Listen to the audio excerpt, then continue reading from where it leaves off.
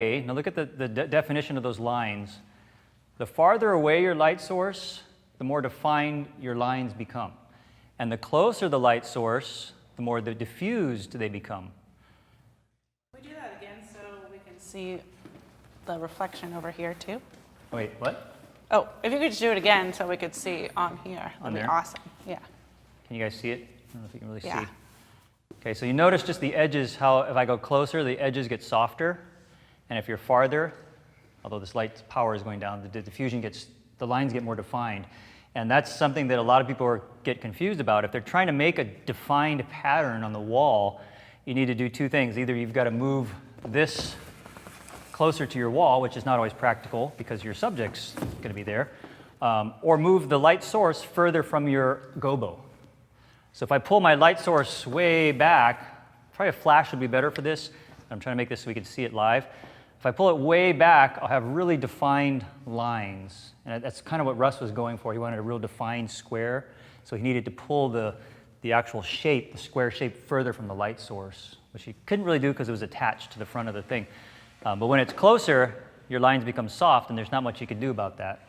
Other than bring your subject much closer, that's not really practical. So just remember that. Light source further from the object makes the lines more defined. Okay? Does that make sense? All right, let's do...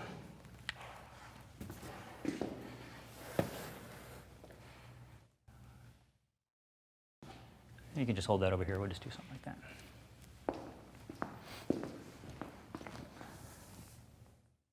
Okay, and then flashlight girl. Flash, ah!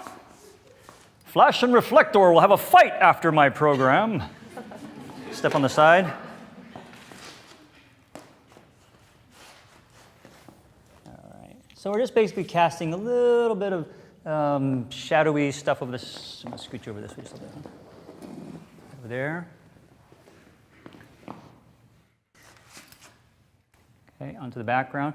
Wiggle that ice light around, buddy, so you see the lights on the background so they can see what's going on back there. You guys see the shadows moving around? Okay. Okay, they're going to be very, very subtle because really we're just getting, there we go, right there. Nice. Just a slight, and it's all out of focus, it's 1.4, so it's just to add a little bit of texture to the background.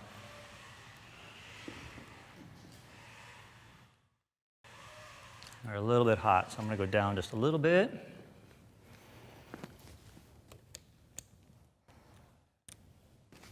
Shoot again. So I'm shooting now because I'm shooting with natural light. I'm shooting aperture priority, which is how I typically would shoot. And I think I mentioned my other settings. ISO is at 1250.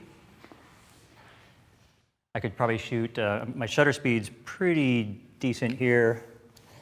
Where are we at? 60th of a second, so I could probably even go to the 30th, it's 80th of a second there at 1250. So we could go to ISO 600 and go to 40th of a second if you wanted to.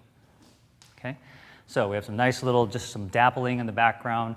Let's throw some real light through that thing. Let's throw a flash on that. Okay, you guys can take just a hold still for a second, and we'll throw a flash. Where's my toilet paper flash? Here it is. Thanks. All right, so let's take Toilet Paper Man and fire this to there so we have a more defined pattern going on.